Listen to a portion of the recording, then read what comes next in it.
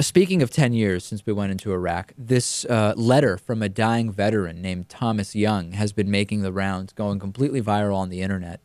And I read the letter. I encourage you to look at it. And the letter is being called an FU letter to George Bush and Dick Cheney. And it has a lot of different information in it. And it explains how this soldier, long story short, now is essentially dying. This is probably the last letter he will write. He was paralyzed in an ambush back in Sadr City in 2004.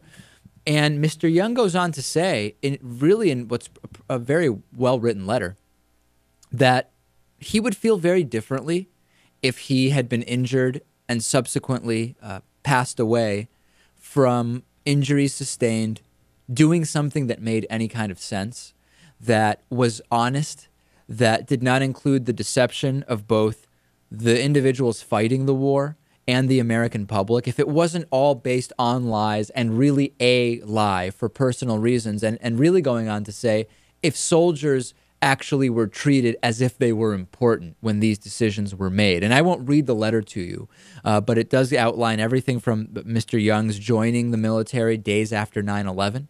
And it goes and it talks about the way disabled veterans are treated, and really everybody should read this letter. It's very easy to find it. I read it on dangerousminds.net. Again, Lewis, nothing unsurprising in the letter, nothing we don't know. But this is just there's thousands of stories like this, and then if you consider the family of these individuals, that brings up the number of people even more. And to think that these stories were.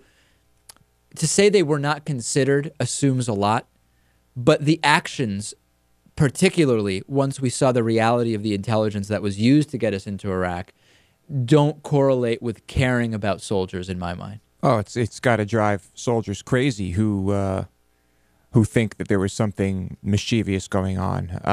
And of course, the number of people affected by this is huge.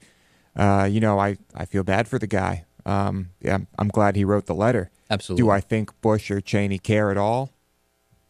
I doubt it. I mean this is kind of like to that's say, what people do. I mean, it reminds me of, remember Kanye West saying George W. Bush doesn't care about black people. And when we analyze that, I don't believe that George W. Bush does not care about individual black people because they are black. If he can move someone out of the way of a subway, he's not going to not do it because the person is black. But the point is the policy one that structurally disregards the well-being of the group in question. And when we talk about these soldiers, Natan, I don't think we're going too far by saying the policy does not indicate care in any way. No, and the right-wing knee-jerk reaction talking point is to say, oh, you have to support our troops.